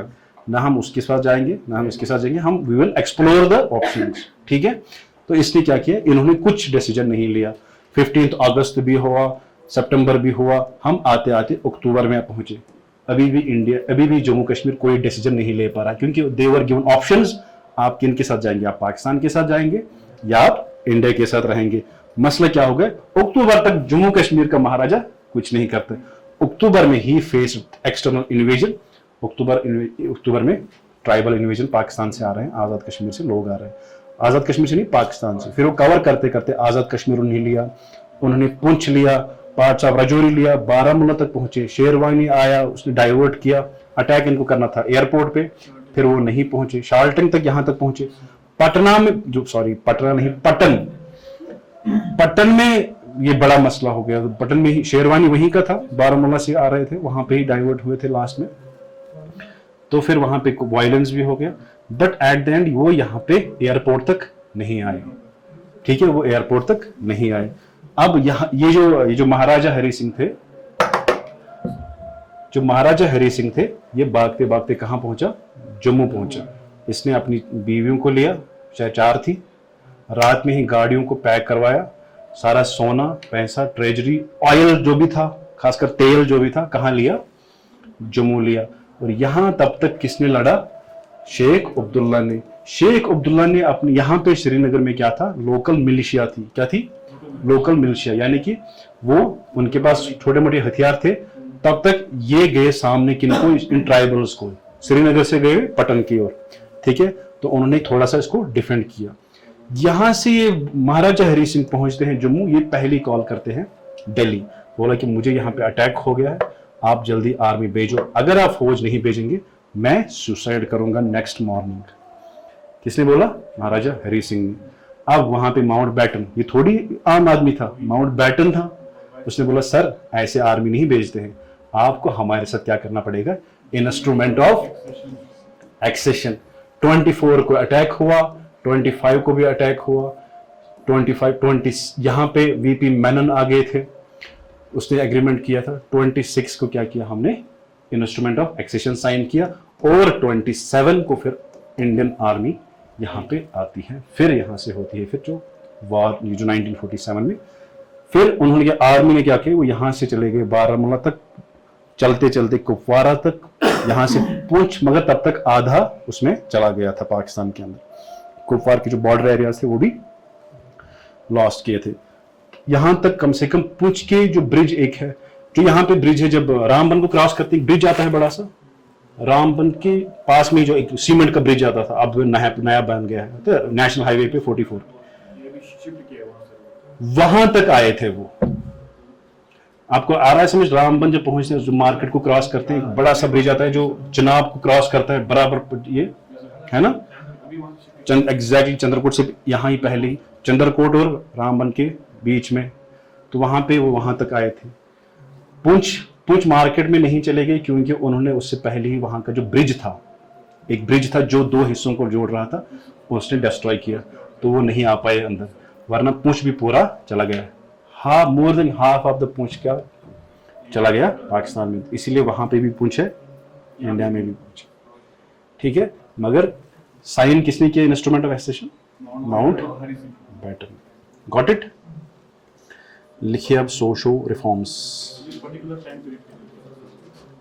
नहीं, देखिए एक वेरी गुड पॉइंट, उस टाइम कांग्रेस ने बोला कि हम एक्सेप्ट करेंगे पार्टीशन को, उनको पता था कि ये मुस्लिम है बेचारे, ये नहीं चल पाएंगे ज्यादा, ये एट द एंड वापस ही आएंगे हमारे साथ। कांग्रेस इतनी शांत थी कि वो बोल रहे थे कि मतलब उन्होंने एज अ पार्टीशन को उतना सीरियसली नहीं लिया, उनको पता है कि कहाँ ये तो हम दोनों मतलब एक दूसरे के साथ रहे हैं, मतलब दे वोंट बिलीव्ड कि हम ये पाकिस्तान बन सकता है अलग से। उनको पता था कि ये कुछ ही मंथ के टेम्पररी है, ये कुछ ही मंथ्स के बाद क्या आएंगे, वापस इंटीग्रेट हो जाएंगे। ये यहाँ के लोगों को, लीडर्स को काफी देर तक ये था अपने मन में कि शायद पाकिस्तान और इंडिया वापस क्या हो जाएंगे, इंटीग्रेट, बट ऐसा नहीं हुआ। फिर इंडस वाटर ट्रीटी फिर बाद में हुई, उन्होंने फाइनेंसेस प्रोवाइड किए, कि उन्होंने इंडिया को ही फाइनेंस प्रोवाइड किए, पैसे वैसे, ताकि वो वहाँ पे डैम्स बनाए, उनको बहुत सारे पैसे देने पड़े इंडिया को, उनको पाकिस्तान के लिए, ताकि वो वहाँ पे डेवलप हो जाए। इसलिए जो पाकिस्तान का जो ड्रेनेज सिस्टम है वर्ल्ड में सबसे फेमस है। कैनाल सिस्टम कहाँ से सबसे मानी जाती है? पाकिस्तान की, ठीक है, क्योंकि उनने 1947 में ही पैसे लेके अच्छे से डेवलपमेंट की, खासकर ड्रेनेज सिस्टम। अगर क्वेश्चन आएगा तो वर्ल्ड में ड्रेनेज सिस्टम, कैनाल सिस्टम किसका सबसे बड़ा है, फेमस है, सक्सेसफुल है, तो वो किसका है? पाकिस्तान का। और इंडिया जो राइस कल्टीवेशन एरिया था, इंडिया में जो राइस कल्टीवेशन एरिया था वो चला गया पाकिस्तान के अंदर, और जो फर्टाइल लैंड थी ज्यादा वो भी चली गई पाकिस्तान में। आप देखेंगे पाकिस्तान का जो रीजन है वो ज्यादातर प्लेन एरिया है। इंडस जब आप पढ़ेंगे, इंडस फ्लो कर रहा है, ये प्लेन एरिया है। और यहाँ पे वेस्ट बंगाल राइस कल्टीवेशन कहाँ पे ज्यादा होती है? बंगाल में। मगर मोस्ट इंपॉर्टेंटली ये यहाँ पे होता था बांग्लादेश में, और ये राइस कल्टिवेटेड एरिया जो था वो भी कहाँ चला गया, और हम और गुर्बत में चले गए। फिर मैंने आपको बोला फिर PL 480 हमने खाना फिर भी जो खैरात में लिया, PL 480 पॉलिसी US ने बनाई थी, तो उसके तहत हमने फिर इन चीज़ों के बावजूद फिर हमने जवाहरलाल नेहरू की बड़प्पन है कि उसने as a Muslims, as a इस कंट्री को एज ए सेक्युलर कंट्री बनाया। अब कौन बेवकूफ होगा जो कंट्री को मजहब पे ही डिवाइड करेगा? ये मजहब पे बन गई, ये बोलता है नहीं मैं बनाऊंगा इसको सेक्युलर। ये चाहता उस टाइम ये हिंदू राष्ट्र बना सकता। आ रहा है समझ? ये इसका क्या था स्ट्रैटेजी, ये इसका बड़ापन था। किसका? जवाहरलाल नेहरू का। ये बना सकता था क्या? हिंदू देश बना सकता था ऑब्वियसली। जब इसके हिस्से में रिलीजियस के नाम पे ही ये बन गई, कंट्री बन गई, तो ये खुद भी बोल सकता था, मगर नहीं, ही चूज बोला कि नहीं यहाँ पे हमारे मुस्लिम्स भी है। क्या है? मुस्लिम्स भी है। We will make it secular nation. और ये चुभ रही है इनको, और अभी तक चुभ रही है। Got it? क्योंकि ये चाहते थे हिंदू राष्ट्र, अखंड भारत। अखंड भारत मतलब अफगानिस्तान, सदर्न अफगानिस्तान, पाकिस्तान, बांग्लादेश, म्यांमार के साथ ही पार्ट्स ऑफ नेपाल भी, वो सारा ये बोलते हैं अखंड भारत। अब इसी भारत में से अभी तक 3 नेशंस निकले हैं। कितने नेशन? 3 नेशंस। एक निकला है पाकिस्तान, एक निकला बांग्लादेश, एक निकला म्यांमार, जो 1935 एक्ट से 1937 में अलग हो गया। नेपाल नहीं। गोरखास जो थे, ये जो गोरखा वॉर हुआ था, एंग्लो नेपालीज वॉर, वो तो बहुत पहले था ब्रिटिशर्स ने, बट ये जो था ये immediately on the base of religious factor बन गया इसका।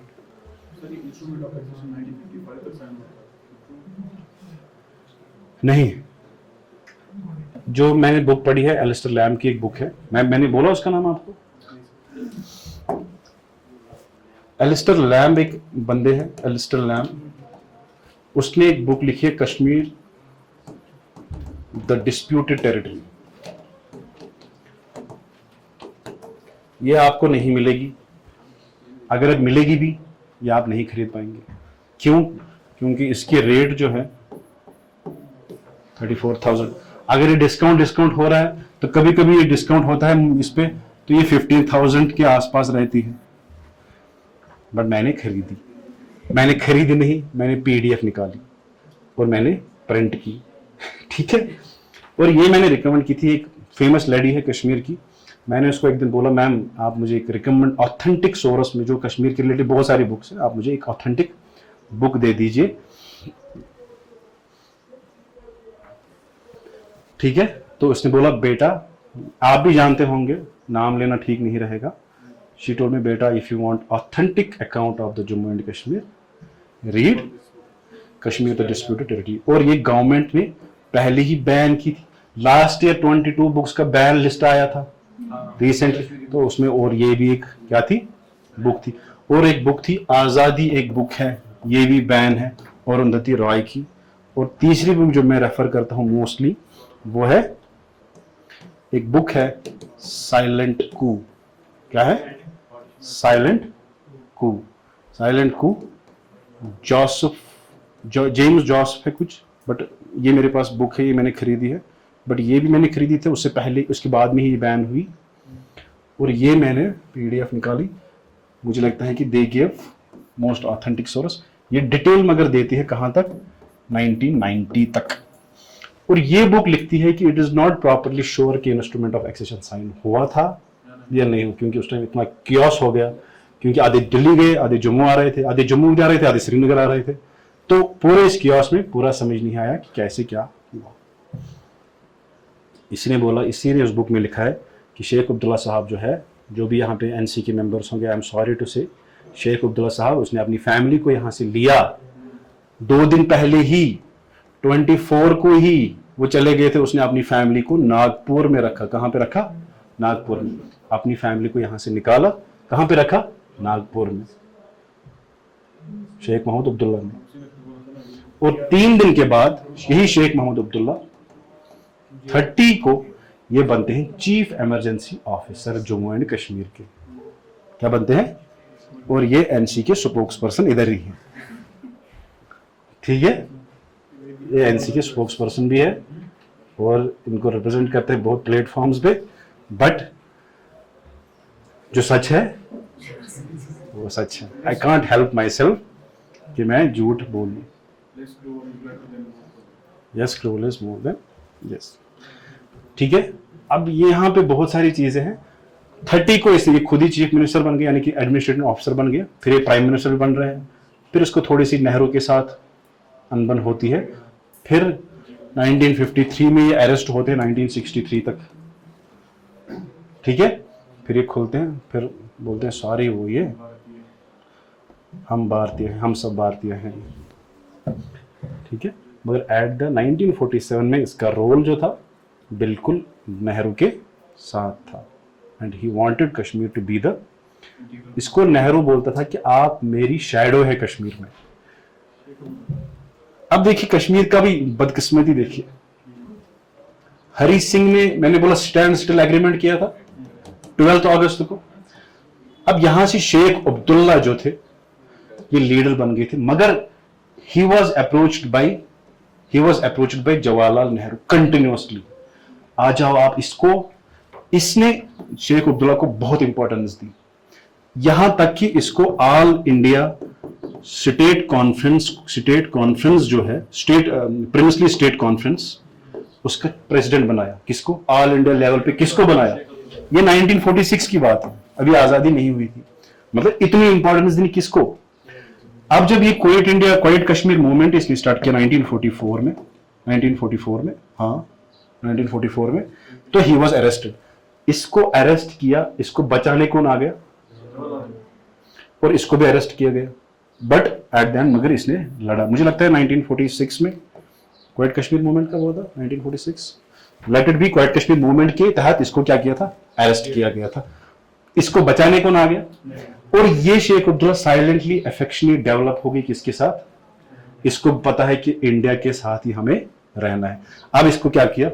इसने लेटर भेजी थी जिन्ना को। क्या लेटर भेजी थी?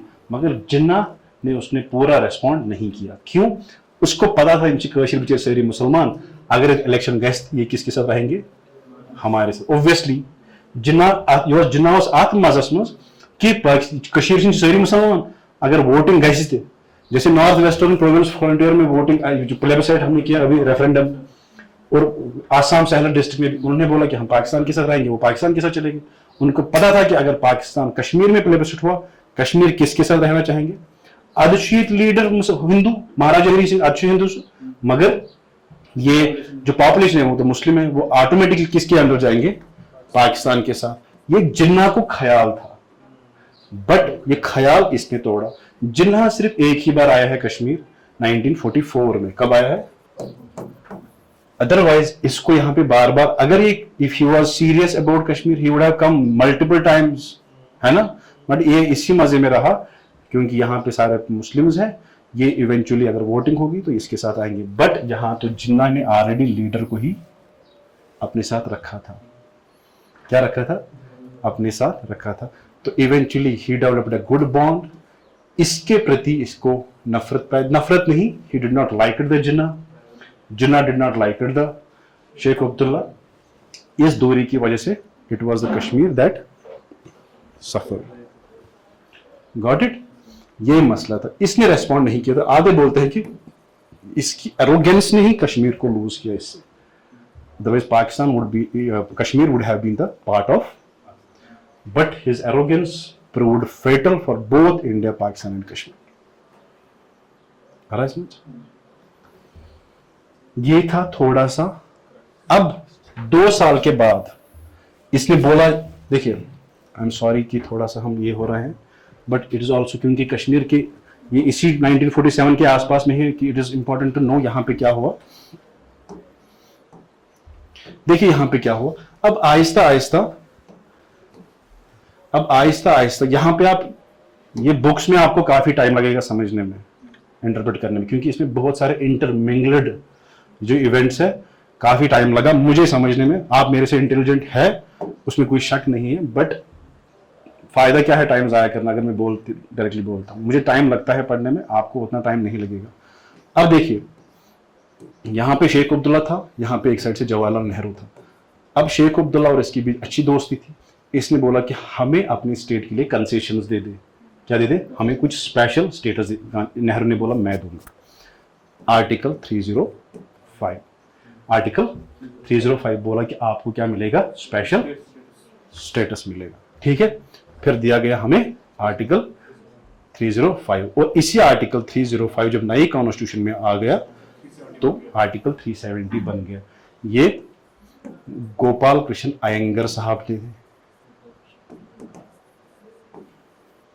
ठीक है, अयंगर साहब ने इसको ड्राफ्ट किया था, इस आर्टिकल 370 को। अब देखिए ये खुश हो गया। अब 1943 तक आते आते इसको डिफरेंसेस पैदा हो गई जवाहरलाल नेहरू के साथ। इसको जो भी शेख अब्दुल्ला ने सपने देखे थे कश्मीर के, मैं वो लाऊंगा, ये लाऊंगा, एक बार ये एंटर हो गया इंडिया के साथ, इंस्ट्रूमेंट ऑफ एक्सेशन हो गया। अब रूल है under article 2 and article 3 and article 4। एक बार आप एंटर हो गए, आप वहां से नहीं जा सकते। Indestructible state, indestructible union, destructible states with indestructible union, यानी कि स्टेट को आप टुकड़े कर सकते हो, जो यूनियन गवर्नमेंट है इसको आप टुकड़े नहीं कर सकते। एक बार आप एंटर हो गए, वापस जाने का अब रास्ता नहीं है। अब जवाहरलाल नेहरू को इसको शेख अब्दुल्ला को लगा मैंने तो बड़ा प्रॉब्लम किया, मुझे तो इनके साथ डिफरेंस हो गई। चलो माना कि ये है, हमने इसमें आर्टिकल स्पेशल स्टेटस दिया। 1953 में इनको इश्यू बढ़ गया और इसको हटा के 1953 में और 1963 तक शेख अब्दुल्ला को जेल में डाला और यहां पे लाया गया बख्शी गुलाम मोहम्मद को। इसको बोलते हैं गांधी ऑफ कश्मीर भी। आर्किटेक्ट ऑफ मॉडर्न कश्मीर भी इसी को बोलते हैं, किसको, बख्शी को। और ही रूल्ड फॉर 10 years, इसको रखा बंद। जब ये निकला, अब इसने बोला कि तिलक जब बंद हो गए थे फिर वो निकले थे 1940 में, क्या बोला था, अब तो भाई मैंने एग्जांपल भी दी थी शाह फैसल की, here is the another example. 10 साल के बाद लगा कि उसको नहीं सर, मसला तो कुछ और है, कश्मीर तो सारे इंडिया के साथ, कश्मीर तो सारे इंडिया के साथ है। अब मंच कि तम तम साथ दुपन है ओतस तम वो तम बत खान वह खियो यूता, ये सुनिए आपने, है ना, ये यहीं पे है। ये द्राव नेबर, उसने बोला ओतस तम खान 5 किलो बत वह खियो 5 त्रकस किन क्या था बत, मुझे ये ठीक है। जब उसने देखा कश्मीर तो सारे इंडिया के साथ खुश है, मैं ही अब क्या कर रहा हूं, डिमांड कर रहा हूं, ये निकला। मगर इसको बचाया किसने, इसको बचाया इसने, हजरत बल इशू हो गया। हजरत बल में मोई मुबारक चोरी हो गया। कब हो गया, 1963 में। अब मसला हो गया, यहां पे बहुत जबरदस्त एजिटेशन होगी, कहां पे, कश्मीर में, क्योंकि मोई मुकद्दस चोरी होना, हजरत बल में दरगाह जो है वहां से ये चोरी हो गया, सेक्रेड रेलिक जो है वो हो गया चोरी। अब यहां पे एजिटेशन हुआ, इसको छोड़ा गया। इसके तहत भी बोला कि अगर एक पैसिफाई करेगा सिचुएशन तो कौन करेगा, यही करेगा। मैं दिखा रहा हूं आपको कि how what Muslim power was. अब मैं आपको अनएक्सपेक्टेड पॉइंट दिखाऊंगा आपको, जो आपको शॉक करेगा। रैली कहां चोरी हो गया, इसको डिफेंड करने के लिए, इस मूवमेंट में आने के लिए बांग्लादेश से लोग आ गए, बांग्लादेश से लोग आगे आने वाले थे यहां पे, और मगर वो यही फंस गए और यही बन गए फिर रिफ्यूजीज, जो आज बांग्लादेश इशू के जो रिफ्यूजीज है। पहले जो रिफ्यूजीज आए थे किसको सपोर्ट के लिए आए थे, आपको आ रहा है, मतलब जब मैंने पढ़ा आई वाज शॉक कि कश्मीर का छोटा सा ये बांग्लादेश के लोग, और यहां से इन्फ्लक्स ऑफ रिफ्यूजीज आ गए कहां, इंडिया में। And this is the cause of refugee, one of the causes of refugees in the Bangladesh. Got it. तो ये चीजें हुई, फिर इसको छोड़ा गया, शेख अब्दुल्ला को बोला आप निकलो। अब फिर आप क्या करें सिचुएशन को, फिर हालांकि ये नहीं बने, फिर शमसुद्दीन साहब बने, फिर गुलाम मोहम्मद सादिक बने जो प्राइम मिनिस्टर बने, वही फिर फर्स्ट चीफ मिनिस्टर। फिर इसने क्या किया, ही एक्सेप्टेड 1965 में क्या हुआ, फिर कॉन्स्टिट्यूशनल रिफॉर्म्स हो गए, यहाँ पे प्राइम मिनिस्टर से बन गया चीफ मिनिस्टर, जो सदर रियासत था वो बन गया गवर्नर, ठीक है। तो ये चीजें हुई। फिर 1975 तक आते आते 90 फिर शेख इंदिरा अकॉर्ड होता है। क्या होता है, शेख इंदिरा अकॉर्ड। 2 साल के लिए आते हैं फिर चले जाते हैं। फिर इवेंचुअली 1982 में शेख अब्दुल्ला क्या होते हैं, 1982 में शेख अब्दुल्ला मर जाते हैं, ठीक है। फिर आते हैं यहाँ से फारूक साहब। जब यहाँ से फारूक साहब इनकी गवर्नमेंट को हटाते हैं, इसका जीजाजी से, क्या नाम है उसका,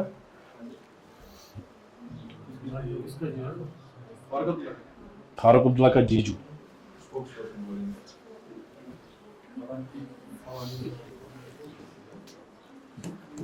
तो गुलशाह छना नाम कशर पे, गुलाम मोहम्मद शाह, बताओ गुलशाह ते मुडो पर हर लाल। इसने इसको सपोर्ट नहीं दिया फारूक अब्दुल्ला को, और फारूक अब्दुल्ला की गवर्नमेंट गिर गई। और फिर 1987 में होना था इलेक्शन। क्या होना था, इलेक्शन। अब यहाँ पे कौन लड़ रहे थे, एक साइड से एनसी था, एक साइड से जमात इस्लामी था। जमात इस्लामी का जो लीडर था वो था गिलानी साहब। गिलानी साहब को बनना था चीफ मिनिस्टर।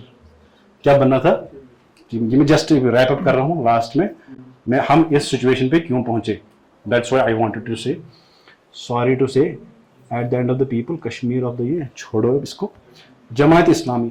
और यहाँ पे लीडर बनना था chief minister, as a chief minister कौन थे, गिलानी साहब थे। कौन थे, अब यहाँ इस टाइम पे इलेक्शन होना था, गिलानी साहब।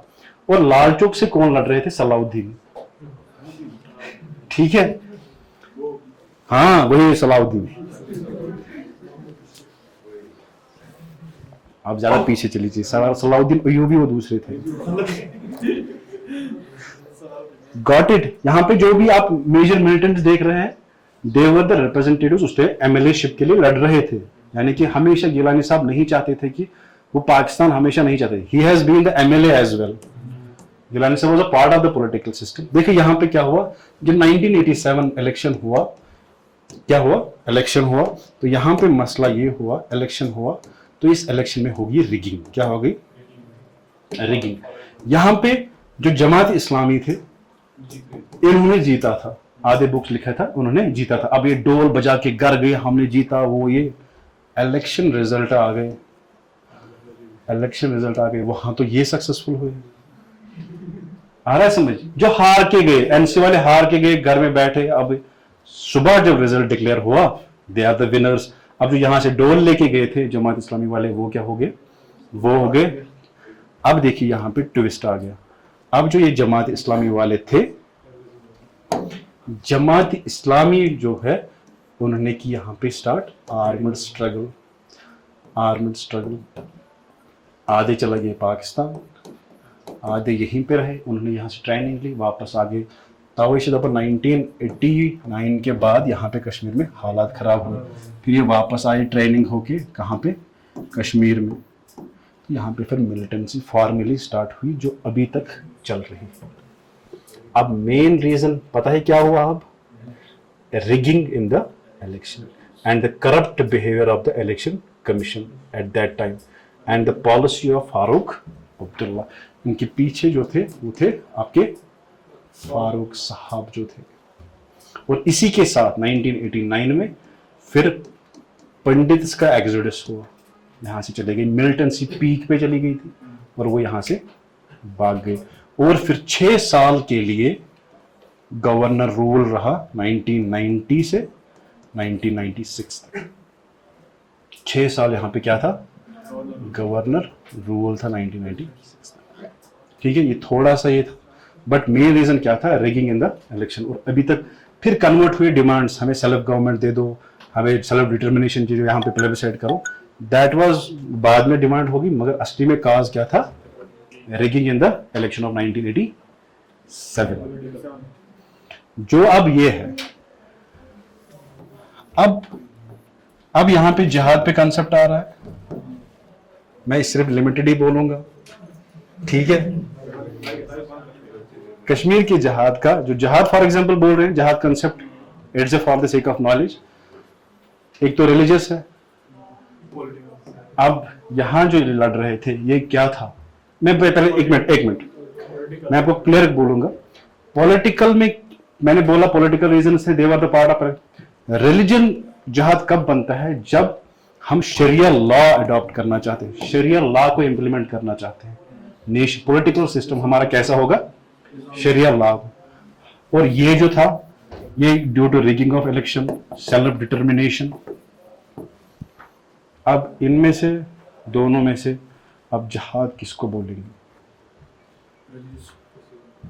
It's a question.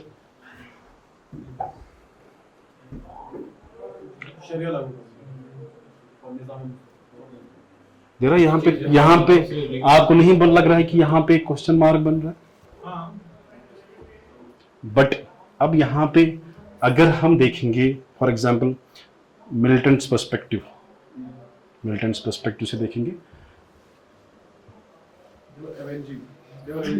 I need to control, I need to slow down.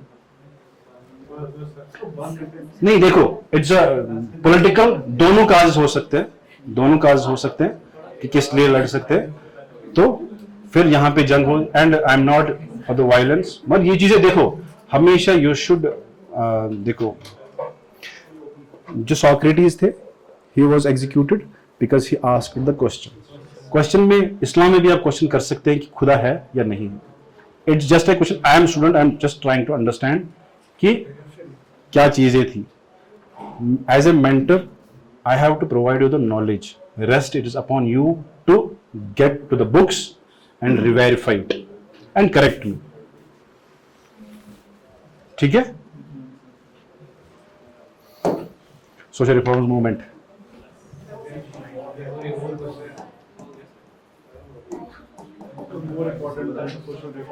So this was, मैं बोलूंगा this was more important than the social reform movement, because ये आपको वैसे भी पढ़ना है जब आप इंडियन, ये जो नेशनल, ये हिस्ट्री में आप पढ़ सकते हैं।